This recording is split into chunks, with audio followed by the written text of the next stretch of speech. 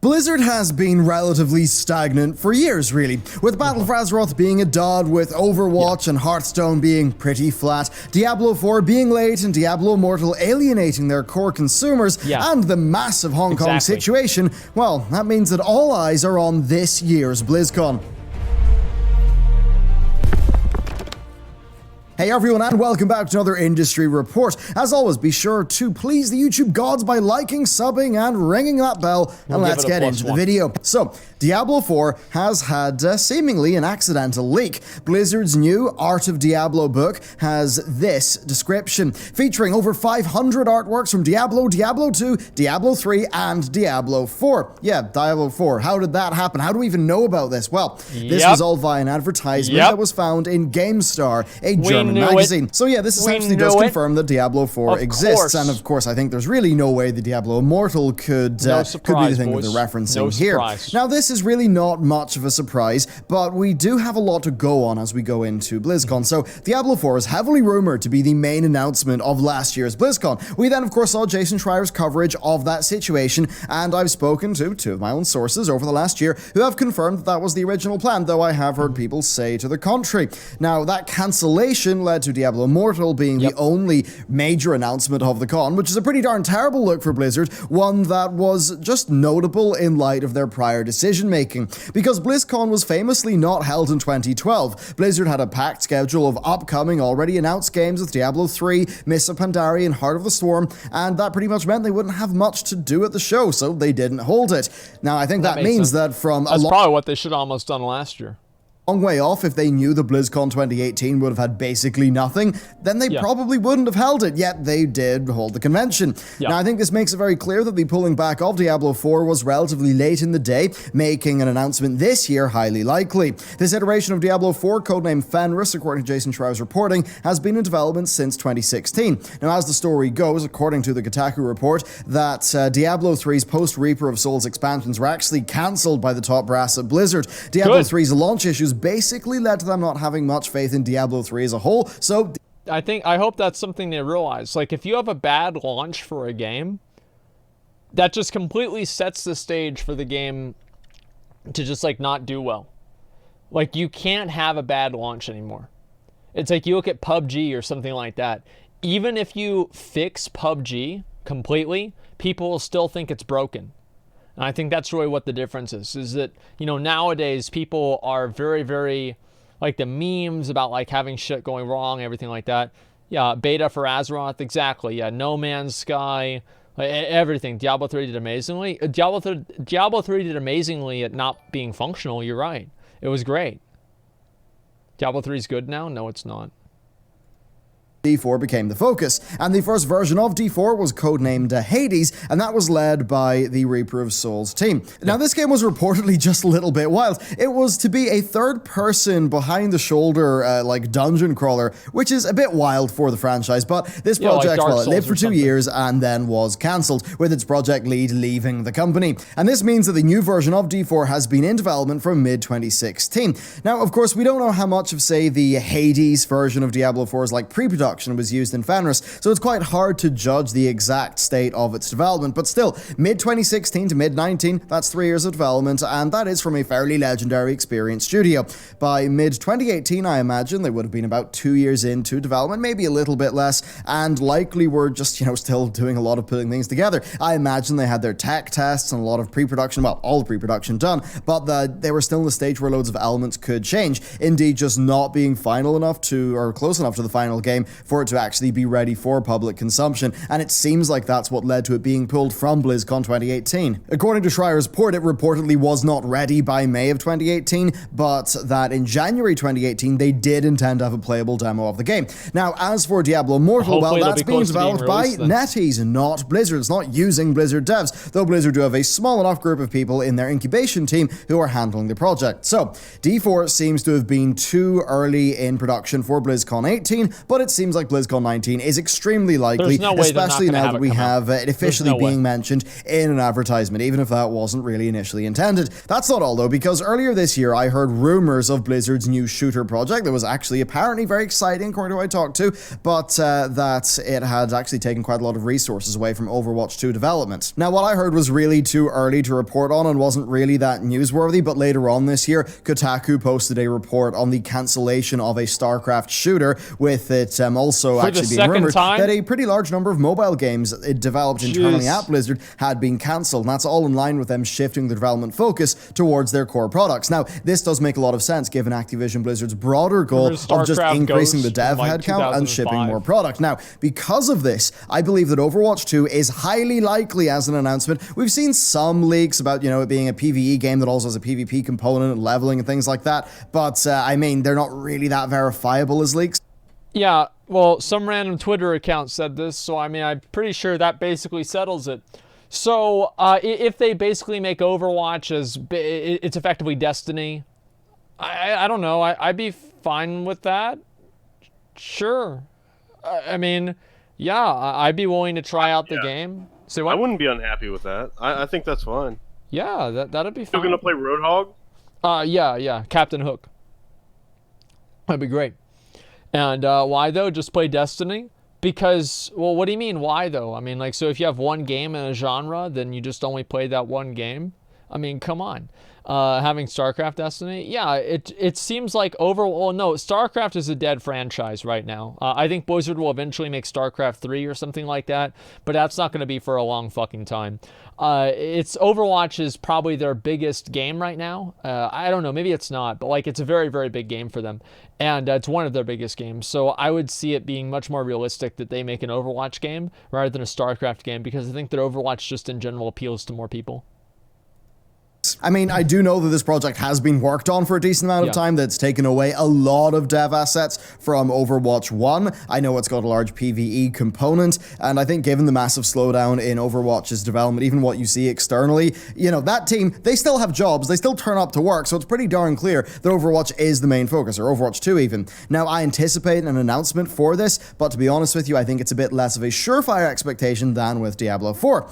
Then next, we've got World of Warcraft, the main thing that I've covered in YouTube for years. The next expansion pack will almost certainly be announced this BlizzCon. Now, Warcraft still is a bit like Blizz's big cash cow. It's got more recurring revenue than Overwatch, and it has a development pace that sees Blizzard release a new full-price expansion every 2 years, and then maintain the subs. And of course, they've been increasing the scale of the cosmetic monetization. So it's making a lot of money. I mean, in a recent earnings report, Activision Blizzard referred to Call of Duty and World of Warcraft as being their big main franchises. And that does just go to show you that even though WoW is not as much in vogue these days, I mean, it still has a lot of revenue generating power, and of course that will only rise with Classic. Now, with Battle for Azeroth's class development essentially halting, it seems to me like the next expansion will have a lot of class changes. Broadly, Blizz seem to be aware of Battle for Azeroth's failings. That poises them to do a better job for WoW's next outing. That they've identified and that does mean that, yes, the bizarre TikTok quality pattern of the WoW team, rather upsettingly, just seems to be a thing.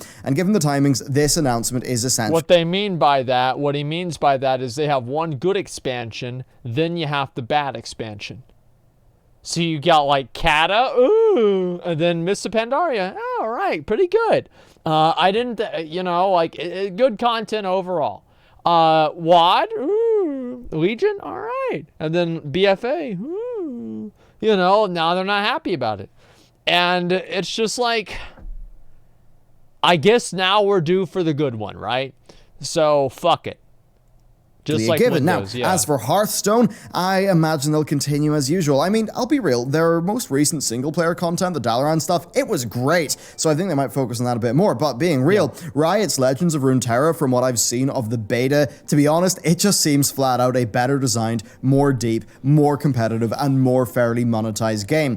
The Hearthstone team certainly are going to have to, step up their game to compete, especially with Riot being able to bring over League's just gargantuan worldwide player base over to Legends of Runeterra. Then, of course, we've got StarCraft 2. Look, it's my favorite Blizzard game. I'll be real with you there, but I doubt it's going to be a major focus. From what I understand, it's actually a very profitable game with a very sticky audience who really does support it. But with the most recent project in that IP being cancelled, I think it'll be a while before we see more. Of course, though, we do have another RTS, War 3 Reforged, and it's a strange case. It was announced, right, with a summer 2019 release date, but it's clearly failed there. I mean, if you look at the data mined assets, I think it's a real mixed bag. I think the buildings look great, and I think the characters look great in isolation, but I think they're far too realistic. I don't think they're in keeping with Blizzard's aesthetic as much, and I think when you see them in context, you just see that the readability of the game has went down quite a bit. But still, for the lore nuts, a remastered storyline with big character draws could be a big win for Blizz. And I imagine that basically just getting this project up to somewhere near Blizz-like quality has been a challenge. Most of the assets, from what I understand, are outsourced, with it being managed by Blizzard's classic games team. But seemingly, though, development was just not too smooth on that project. I mean, the delay is pretty darn obvious, isn't it? And with its beta looming, I would expect to see a development update at BlizzCon with a very firm release date. So basically, you're looking at a World of Warcraft expansion in 2 games, and that would make it pretty much the largest BlizzCon ever. The big question, though, is whether they will have surprises. And to be honest with you, I doubt they'll have big surprises this year. I think they'll be next year. I think that all the fucking surprise, we already know what the surprises are. It's like going and opening up all your presents for Christmas, but you already know what all the presents are going to be. It's like we know it's going to be Diablo 4, and it's like if you know that your mom's going to buy you a fucking GameCube for Christmas, you're still excited as fuck to wake up on the 25th. So it's like, that's fine. I'm okay with that. It's not, I'm fine knowing what's going to happen. Blizzard seem to have shifted development away from their speculative projects and just over to getting World of Warcraft, Diablo, and Overwatch in good order. They certainly will have other projects, ones that we won't know about, and I would expect those to be 2020 announcements. I think 2020 would be sensible, given how it won't be a year with a WoW expansion and how Blizzard would, they'd be starting to see the gains from their 2019 wide goal to increase their developer headcount. Now, WoW Classic's another thing. It's been a big success for the company, but I would expect to see major announcements be in 2020. I do believe the 2019 will see Blizzard talk about the games like phases, but the announcements regarding, say, WoW Classic TBC or WoW Classic Plus, which I'm a very big advocate for, I think they will be saved for later. At least I think that's going to be next year, because even now, like, Classic came out 2 months ago or something like that. Blizzard is probably going to be waiting for 7 or 8 months to decide whether the game is actually worth continuing and developing over time. So I think that we're going to have to wait for quite a while to actually see what Blizzard is actually going to do with WoW Classic. But I think next BlizzCon, not this BlizzCon, but next one, we're probably going to see we will see a direction that they intend to take Classic in. Will that direction be BC? Will it be Classic Plus? Will it be both? Will it be something else we haven't thought of? We don't know. But I think that it's going to happen next year, not this year. That's what I'm expecting. I'll be very surprised. Of course, though, much of the focus this BlizzCon is not going to be just on the games. Blizzard have clearly struggled with their public image following Blitzchung's ban. We have not seen Bobby or Jay satisfactorily deal with the situation yet. I don't really count the main letter that they put out. I think the NBA's Adam Silver handled the situation well. He reaffirmed the NBA's commitment to American values, and that was even the face of no-shows in China and drop sponsorships. I really think that if Blizzard want to maintain their reputation there, they'll need to just follow NBA's suit. They'll need to step up to the line and eat the financial losses, because at the end of the day, their core audience is, it's not necessarily as much that market. Well, if Blizzard, it is, that's the thing, is it is, but if Blizzard wants to, the players will not be satisfied by anything unless Blizzard basically pulls out of doing content in China. They will not be happy. It doesn't matter if they say that they stand for values. It doesn't matter if they do anything like that. They will not be happy unless Blizzard does something that they will not do. So I think this is just an instance of Blizzard as a certain point where you just kind of let things blow over. China represents 13% of the revenue. It's really not. Well, I'm pretty sure you wouldn't want to lose 13% of your income, right? I mean, it seems like a bad idea. And also, the market in China might have more of a growth potential than the market in Western countries. So it's a little bit more complicated than that. But is it worth losing 13% of your market to gain the approval of the most dedicated 1% of your audience? I would personally say no, it's probably not. They are an American company, and their Western audience will expect them to have, well, cultural values that are in line with that, that are pro, expression. And that's just going to be a big problem. I really think that they need to do a large statement before BlizzCon, one that basically will have to cost them money, because they will have to throw a little bit of the China situation under the bus. They either do that then, or maybe do that in person via speech. That'd be a real power move. But being real, if they don't do that, it's just going to haunt them. This Blitzchung Hong Kong situation, it's going to haunt them through the announcement of all of these games. There is a pretty high chance we'll see something large happening at BlizzCon. We, of course, haven't even seen the BlizzCon lineup. If memory serves, they normally have the BlizzCon schedule posted in advance, a bit more in advance of the convention than, well, we don't have it now, and the convention's pretty darn soon. And I think that's a bit worrying. I've got to wonder if internally Blizzard are just still having meetings thinking should we cancel cancel their Q&A sessions? I've got to wonder if they'd rather just cancel the Q&A sessions and then move on to just have more dev panels or something like that.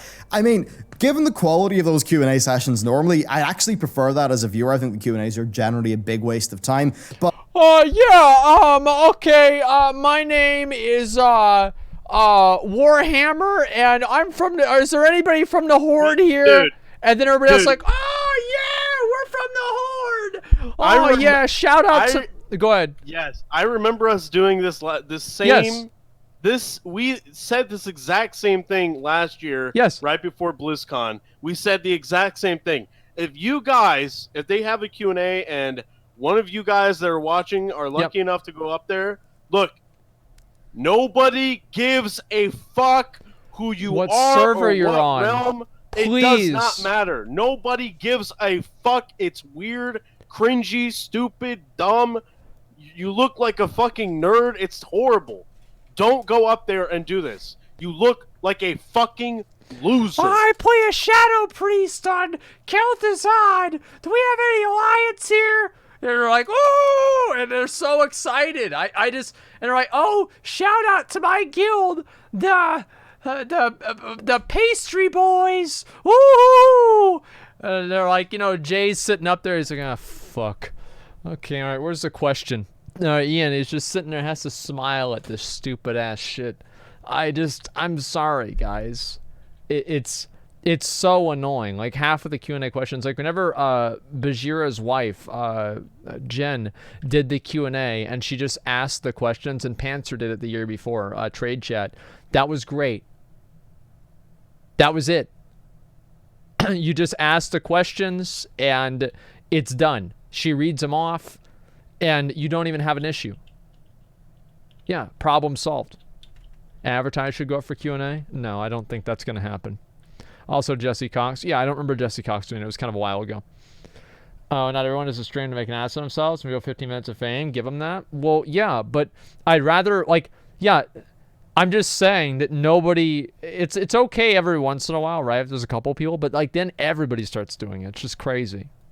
They obviously know someone's going to go in with their pre-screened question about maybe class changes in the new World of Warcraft expansion, and then they're going to talk about Hong Kong, and then say the World of Warcraft developers are just going to be stuck up on that stage, feeling very awkward indeed, because it's like, what is Ian supposed to say? Like, you get mad about Hong Kong, and you're like, Ian, why'd you do this? He's like, I don't know. Like, I literally make I make a fantasy game for a job. This is what I do. This is all I do. I play this game. I have no fucking idea. And it's like there's nothing that they can say that's gonna make these people happy. It's just a huge fucking mistake. I mean, you know, that's all stuff above their pay grade. So Yeah. a very interesting situation from a company that, as the various US politicians said, you know, is a pillar of the gaming community. They stand to gain so much from BlizzCon 2019. This really, it was all lined up for this to be their big comeback. But in how they've handled Blitzchung, I mean, they've primed their own torpedo, shot it out, and then like kind of guided it back onto themselves, or, you know, something like that.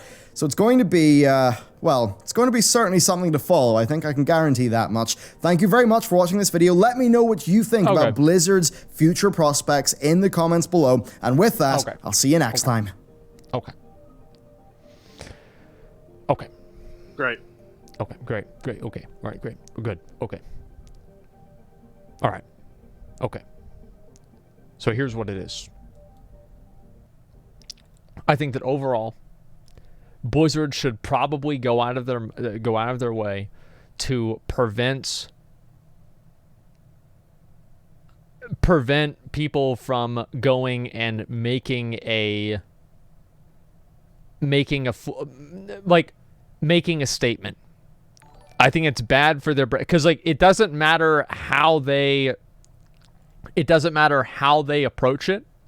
It doesn't matter what they do. People will still be angry. Making a spectacle. Yeah, a spectacle. The solution, in my mind, there's no way. Of course there's a way. You just don't give them a microphone. You just have security there. You don't give them a microphone. Security is just informed to escort anybody out that starts bringing anything up like that and protesting. They just get taken out of the event, and it's problem solved. Like, what do you mean? Like, it's so easy to deal with it. What the hell are you talking about? Like, it's a joke. The China method? Well, it's not the China method. It is the the private event method. If you have a private event and you have some random fucking person going in there getting mad, yeah, they're going to get removed. That's the way it goes. Get mad at that all you want, but that's still the fucking reality, man. That's the way it goes. Record the questions early? Well, yeah, maybe. I don't know about that, okay?